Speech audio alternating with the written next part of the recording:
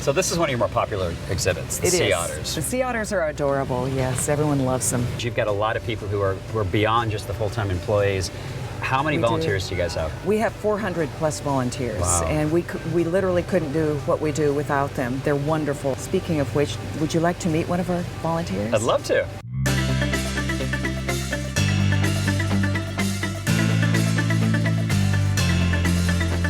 This is my boy Howard here. He's a volunteer here at the aquarium, and he's got something hopefully in store for us here at the tank. What are we going to do, Howard? Well, if the octopus cooperates, which it does not look like, and he should come out, he should climb up, we should be able to feed him, and it's quite an experience. However, it does not look like he's going to cooperate. He's just kind of hanging out down there at the bottom like he's just taking a nap.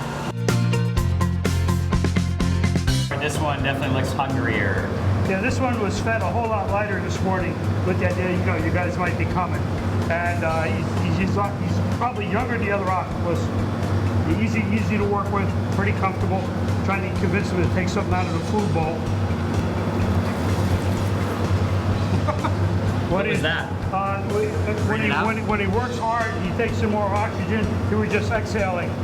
He takes a deeper gulp of water, extracts oxygen, and exhales through that exhaust. I just want to make sure if he gets up on your arm too fast, I'm going to pull him off. That's all. He's pulling me in.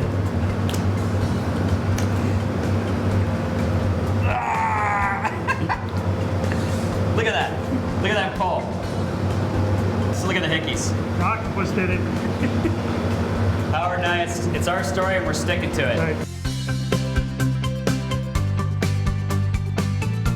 Okay, so where we're standing now, this is on top of Passages of the Deep.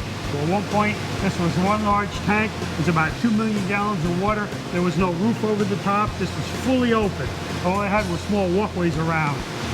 There are definitely sturgeon in here. That's a halibut, that one down there. That big, huge one? Yeah, the one that's kind of got a forked tail. Leopard sharks right there. The sungill was the big one. And the ones that don't look a whole lot like sharks are spiny dogfish, which are sharks. What you're seeing are juvenile Chinook salmon. Well, obviously they're all treated very well. They get fed handsomely. Oh, yes. You're such a nice guy, Howard. Oh, heck yeah. How much do you love your job?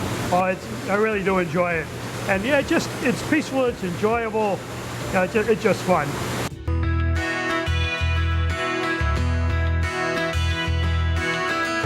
Meet Lorna Davis. She's the director of the Newport Chamber of Commerce. Who better to talk Newport history, and where better to start our chat than right here in the historic Bayfront District? It all started right here. The settlers came to this area for the oysters. And the rest is history. And the rest is history, and you got a lot of active boats out here today. This is a very important part of Newport's economy, isn't it? It is. The Bayfront is a very important part because of obviously the tourism aspect, but even more importantly, the fishing aspect. We've got a lot of fisheries right here, a lot of processing plants, and our boats, our active fleet. So Newport is called on your signage, it's the friendliest place on the Oregon coast. Mm-hmm. It is a very friendly place. Why is that? Well, you know, we've always boasted ourselves as being the friendliest place. And if you go to some of the places, people are willing to help you, to talk to you. You always find a friend in Newport. You have, what, 5 different distinct districts, this being one of them? Yes. What are the other ones? There's South Beach, Agate Beach, Nye Beach, the Bayfront, and the Deco District. Now you mentioned Nye Beach, and I'm guessing there's got to be some serious beachfront there. There is some serious beachfront, but rather than talk about it, let's go check it out. I'll follow you. Okay.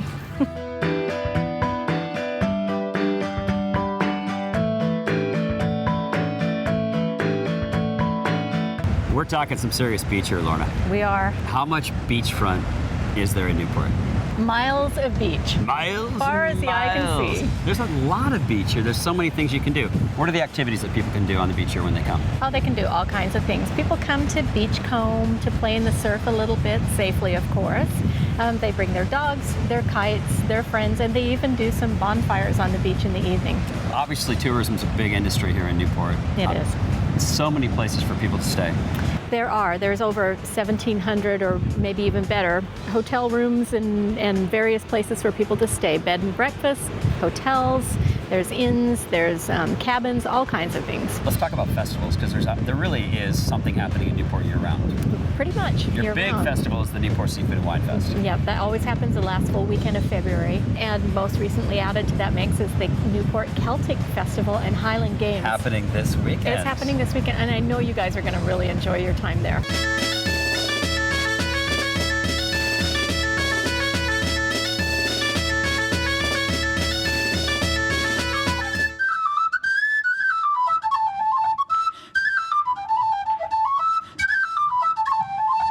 What does it take to get these kids to learning all these things? A lot of little dance steps, and I noticed It's a like lot. 1, 2, and then the third, and I don't think I could do it. It's a lot. We start out with the basics and what to do with the legs and the feet and listening to the music, and then we build steps on that and then routines once we have the steps down.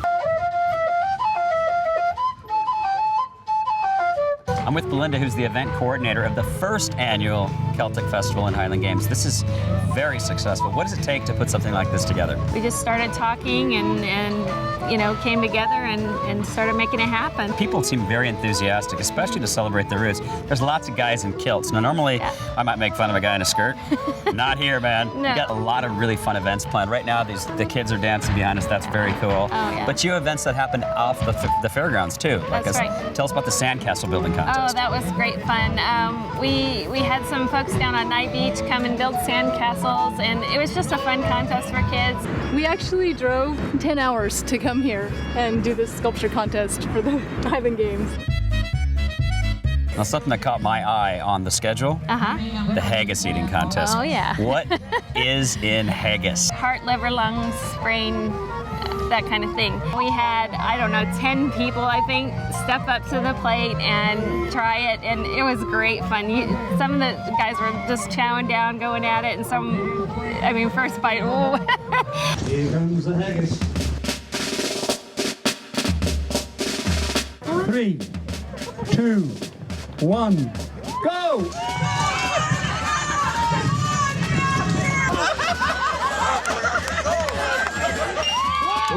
We have a winner.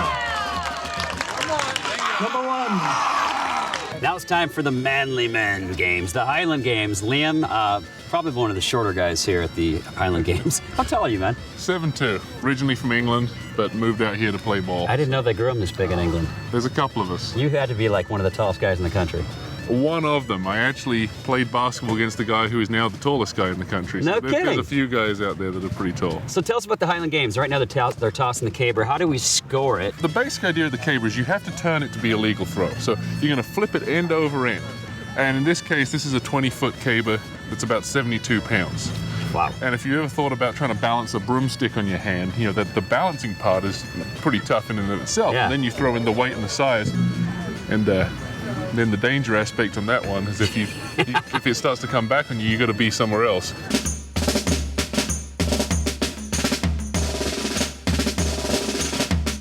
We're with the Honourable Newport Mayor, Mark McConnell, which is a great Scottish name here at the Yes, Celtic it is, Festival. and it's absolutely. Where's your kilt? Scottish, Irish. I forgot it. Give us an overall perspective of Newport. This is a great town. It's a fishing town, but it's also a town full of the arts. It's a town with science, lots of scientists, lots of fishermen, and lots of people who are really wonderful in cultural arts, visual arts, performing arts of all types. You know, we have the Performing Arts Center has been here for 20 years. We have 3 resident theater companies, 3 resident dance companies, a symphony orchestra, all kinds of events for kids to participate on stage, lots of different activities that way. There's lots of great things for anybody and everybody of all levels of talent to participate. We're in the historic Bayfront district. We're going cruising for sea life with Marine Discovery Tours.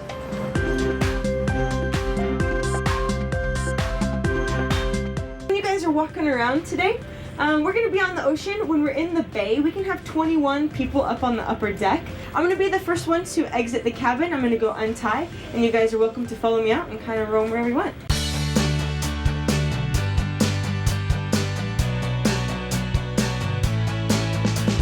These were caught and filleted earlier, and now we have the remains to go crabbing. So this is ultimate recycling. Now we kind of have a bit of a tradition here on the Discovery. We want lots of crabs, and so we need lots of luck. So what I need you guys to do is kiss the bait. There you go. There you go. All right. All right, Captain, my pots are baited and kissed and ready to go. We're gonna push it. 1, 2, 3, go. All right, pot number 1 is in. There we go.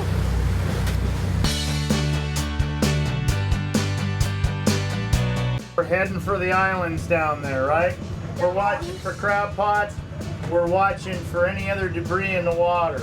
Now, start bringing it back, Skipper.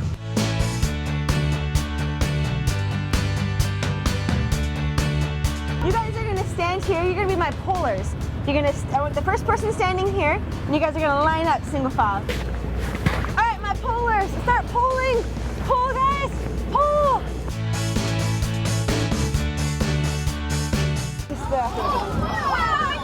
All right, so, thank you.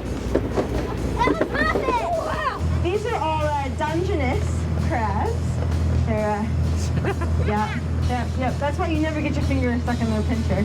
We do have regulations here in the state of Oregon. Our crabs have to be 5 3/4 inches. This is actually a big male right here. Let's see if he's a keeper. Spot. Is he big enough? Just there. That's a legal size male. But on the Discovery, we're catch and release, so we'll release him.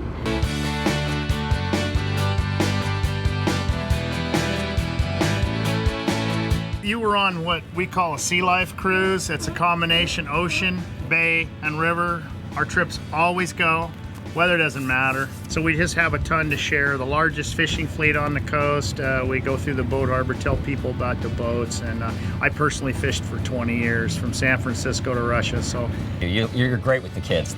Bring them up in the wheelhouse, let them drive the boat. That's really fun for kids. they'll be back.